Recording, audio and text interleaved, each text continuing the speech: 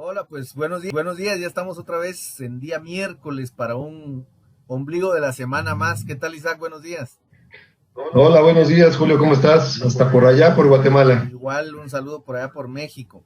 Hoy estábamos platicando, nos quedamos la última vez pendientes de hablar de un tema que es bien interesante porque tiene que ver con casi con lo que vivimos a diario en nuestros negocios, que es la cultura organizacional. Y una de las preguntas que nos hacíamos con Isaac era precisamente cuándo es el momento de empezar a trabajar en la cultura organizacional. Era una reflexión interesante y llegamos a algunas conclusiones interesantes también. ¿Cuándo empezamos, Isaac?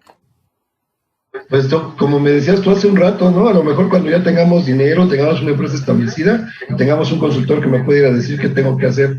No, esto es cierto. En ese caso, imagínate si estamos hasta ese momento, va a ser un poquito complicado. Pero ahorita lo que dice, lo que nosotros comentábamos, era básicamente que pues tiene que ser desde el principio, porque al final del día, pues surge la cultura organizacional tan mentada, surge a partir del fundador, del creador. De quién inicia el negocio, quién empieza a operar, quién empieza a funcionar, y a lo mejor eres una empresa unipersonal y de alguna forma, bueno, pues empiezas a operar de cierta manera. Tienes una forma de trato, tienes una manera en la que llevas a tus clientes, tienes una manera en la que consigues proveedores, y eso empieza a establecerse como algo repetitivo, ¿no? Que sería interesante poderlo ver. Entonces, igual que tú, coincido en que tiene que ser desde el principio, ¿no? Y eso me lleva a varias otras aristas, ¿no? Para poderlo manejar. ¿Cómo ves tú, Julio? Sí, y ojalá, porque estuvimos platicando, llegamos a esa conclusión un poco hablando de estas empresas familiares que decíamos, bueno, a veces ya ha pasado los años, estas empresas que dicen fundada desde 1925, y la gente te habla y a veces te dice, bueno, lo que pasa es que don fulanito, es quien empezó la empresa, pues él siempre fue muy puntual y le gustaba que las cuentas estuvieran claras y que todos entendieran. Ojalá que cuando empezamos a transmitir esa cultura de los fundadores a la empresa sean Ajá, buenas prácticas, porque a veces nos puede sí, pasar al revés. ¿Qué pasa? Nos bromeamos un poco cuando empezamos a hablar de este tema y decíamos, ¿qué pasa en la empresa cuando el jefe le dice a la secretaria, cuando llama a alguien y le dice, dile que no estoy? Entonces, creo que uno de las reglas que tenemos que tener siempre en cuenta cuando hablamos de cultura organizacional, especialmente para quienes son líderes en su empresa, es que siempre hay alguien viéndolos. Siempre hay alguien viéndolos y sí, alguien va a ver a ese jefe diciéndole, dígale que no estoy, y va a decir, bueno, ok, eso de decir mentiras de vez en cuando no está mal. Entonces, se puede volver una bola de nieve y pasa a ser parte de las prácticas comunes, ¿verdad? Y sí, de sí, sí. pronto hasta deja de verse, no se mira tan raro, ¿verdad? Porque todo el mundo lo practica y es algo normal. Sí, digo, en nuestras sociedades latinoamericanas es muy típico la parte del cohecho, ¿no? De la tranza, del dinero por debajo, de los acuerdos en obscurito. Y creo que es una práctica muy mala, una muy mala práctica que tenemos como sociedades latinas, ¿no? No quiero acusar a nadie en particular, pero es una práctica común, ¿no? Sin embargo, creo que esto me lleva a varios otros aspectos, ¿no? Tú dijiste por ahí prácticas, también pueden ser las ideas, ¿no? ¿Sí? La forma de trabajar dentro de un negocio, qué es lo que yo tengo que respetar, qué es lo que yo tengo que manejar, por qué creo que lo hago de esta manera y creo que funciona mejor. Entonces también esto me lleva a la parte de ideas. Y la última, ya se lo veremos en una cápsula posterior, serían los valores, ¿no? Claro. Que se van teniendo de alguna manera por parte de la gente. Y esto tengo la obligación de permearlo, o sea, yo te comentaba hace un ratito, ¿no? Por ejemplo, gente que tengo yo de prácticas en la empresa, es complicado de repente tratar de trascenderles la forma en la que tienes tú de trabajar, porque la persona tiene otros vicios o tiene otro tipo de esquemas que tendrá que ir modificando si es que quiere pertenecer a este tipo de negocio, ¿no? Entonces,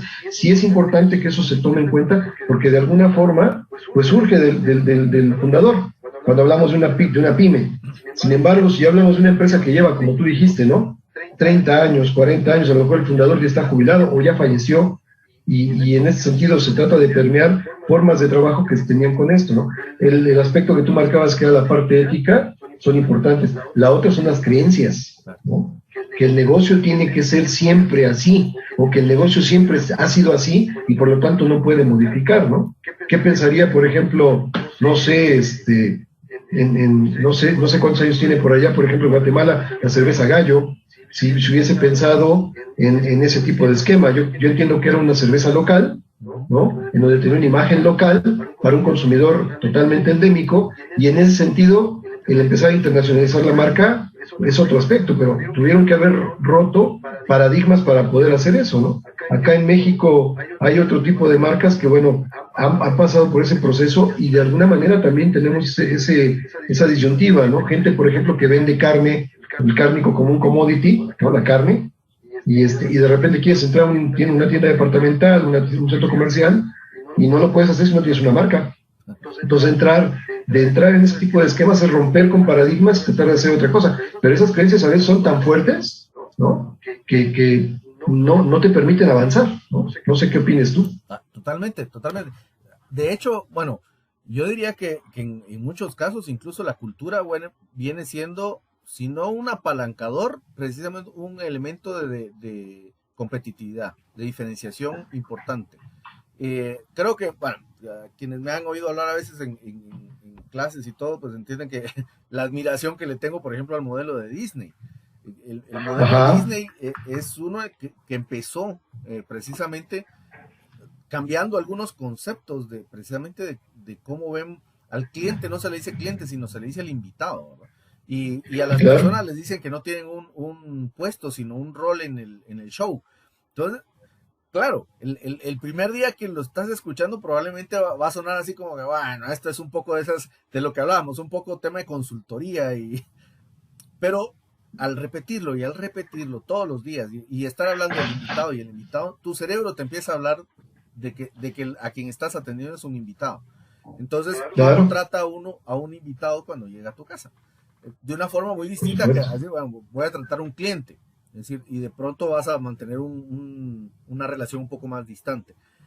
Ahora, quienes han tenido contacto con la cultura Disney, es decir, de poder ir a un parque o de poder ver, e incluso ver las películas o ver los sitios de ellos, te vas a dar cuenta que ahí está metida toda la cultura. Es decir, toda esa cultura, bueno, ya viene después el tema de fantasía y todo eso, pero ¿cómo hacer para llegar a un lugar en donde todo el mundo esté feliz? Donde todo el mundo está sonriendo, donde todo el mundo está como en esas películas que ves, en donde parece que están todos cantando y todos bailando. Debe ser complicadísimo si no está soportado por una base cultural que le diga a las personas qué es en términos muy simplistas, qué es lo bueno y qué es lo malo. Claro. No, y te lleva a eso que tú mencionas, digo, que es la experiencia, ¿no? Y la psicología del grupo. O sea, ¿cómo podemos en este caso pensar en una experiencia? Hablaste de los clientes, pero también puedo hablar de los proveedores, ¿no? Quien ve al proveedor no como una persona o una empresa a la que le estoy comprando y me tiene que dar ese producto, ese servicio, sino como un aliado estratégico, ¿no? Entonces, busca de alguna manera cómo vincularlo y se genera el concepto de cadena de valor, que también ya en algún momento quizá lo tratemos, ¿no? En donde le vas agregando valor al producto final. Entonces, es tan responsable tú como el originador del producto o servicio, pero también a las personas que involucras. Y ahí es donde empieza también en ese tipo de visión, ¿no? De experiencia, el tratar de manejar a tu proveedor como un aliado, ¿no? También la otra, en la parte de psicología de grupo, es tratar de pensar que las cosas tienen una solución. Por ejemplo, no se pudiera hacer una idea, ¿no? Entonces, es diferente trabajar con un equipo en el que comienzas una junta de trabajo donde todos están derrotados, ¿no? No se puede hacer, a otra que diga, estamos buscando la mejor solución. Aunque tengas el problema encima, es diferente el enfoque. Mira, yo acá, lo debo de comentar, Mari, mi socia y mi esposa, es mi zen. Yo de repente tiendo a ser muy duro y muy cuadrado en muchas cosas, pero ella de repente busca las otras aristas y permite de alguna manera la salida, y eso es lo que tratamos de permear con los equipos de trabajo. Pero todo eso es parte del fundador. Si no se tiene bien claro, no se puede repetir. Entonces, el tratar de asentarlo por escrito genera todo un discurso para poder llegar a un resultado final, y que además las personas que se integren a tu proceso productivo pues puedan vivirlo, ¿no? En ese sentido es importante poderlo manejar, ¿no? Sí, yo platicaba hace algunas semanas con una persona que me preguntaba, ¿y cómo hago para tener una empresa innovadora? Y le decía yo que empecé hablando de la cultura y él me preguntaba, no, pero yo estoy hablando de las metodologías y todo eso. No, pero yo empezaría por la cultura, porque al final eso de lo que me estabas hablando es precisamente cuando en una empresa alguien llega y dice, tengo una idea, y todos te empiezan a contestar, no, eso no va a funcionar, o no, ya viene con sus cosas. O sea, ¿qué tipo de empresa innovadora va a ser una en donde las ideas nuevas no tengan la posibilidad de ver la luz del día? Entonces, yo le decía, lo primero es empezar por la cultura, o sea, una cultura que acepte la innovación o el cambio o los retos como algo cotidiano, es algo que pasa todos los días. Es decir, pongámonos a pensar en salirnos de la caja. Digo, yo no he trabajado en esos entornos, pero me imagino que la gente que trabaja en cosas como publicidad o algo así probablemente están mucho más relacionados con eso, la naturaleza de su negocio, y tienen que desarrollar una cultura de creatividad, donde las cosas son distintas, y tienen que ser distintas porque eso le da cierta originalidad y cierta diferenciación a las cosas. Pero en otros negocios, pues de pronto empezamos a crecer, como dirías, un poco más cuadrados, un poco más con las ideas tradicionales, y si no queremos implantar primero una cultura en donde seamos todos abiertos, vamos a darnos un lugar para las ideas nuevas, luego ya te vas a meter a las metodologías, está bien, y hay de todo para hablar de temas de innovación, pero hay que hacerlo primero parte como del ADN, digamos así, de la empresa. Y lo mismo, ¿Qué es lo que tú manejas? Claro, es decir, tratar de pensar cuál es el concepto que queremos. Queremos ser innovadores. No es solo se trata de que el dueño sea innovador. No se trata solo de que vamos a mandar a una persona a recibir un curso de innovación, va a regresar y él es el que va a generar toda la idea, porque a la primera idea que tenga interesante vamos a empezar a decirle otra vez, a bombardearlo con los no se pueden, porque así no se hace, porque así nunca se ha hecho, ¿ya? Y lo mismo con lo que decía sobre los proveedores. Al final creo que una buena práctica es precisamente empezar a evaluar en nuestra empresa todos esos dichos que tenemos, todas esas frases que parece que son leyes, y que describen un poco cómo pensamos, porque tal vez cuando empezamos a ver cosas tan sencillas, de esas frases tan populares como cuando el gato no está, los ratones hacen fiesta, no sé si en México. Los ratones hacen fiesta, claro. Es decir, al final, cuando ves con cierta profundidad frases como esas, si las estás aplicando en tu trabajo, hay cierto, yo por lo menos cuando me puse a pensarla, dije, parece tan inocente la frase, pero realmente te está hablando de tener desconfianza de tu equipo de trabajo. Entonces, ¿cómo puedo yo aprender a confiar en mi equipo de trabajo de tal forma que el gato se vaya y los ratones sigan haciendo lo que los ratones saben hacer y que es su trabajo? Claro, fíjate, me lleva a esa frase que dijo Peter Drucker, ¿no? Muy famosa, que nos dice que la cultura se come a la estrategia del desayuno, con el desayuno, ¿no? O sea, si no tienes una cultura bien cimentada, tú puedes implementar todas las estrategias que quieras, pero no se va a llevar a cabo, porque la persona no va a realizar lo que necesita. Entonces, pues no sé si a manera de conclusión podemos decir que la cultura se funda desde el principio. Y es importante tenerla y irla documentando, irla escribiendo, irla anotando. No importa que se vaya haciendo de a poco, no queremos un literato para poder generar esa cultura, pero sí dejar claro cuáles son los puntos importantes. Y uno de ellos, pues bueno, sería la parte de la visión, que es la que trataremos en la siguiente cápsula. Entonces, no sé si quieras invitarlos para que podamos vernos en la siguiente cápsula sobre este tema que vamos a estar tratando, Julio. Sí, que estén pendientes. En la próxima vamos a estar hablando un poco de eso, ya de transformar esa cultura en cómo empezar a ver un poco más lejos al horizonte.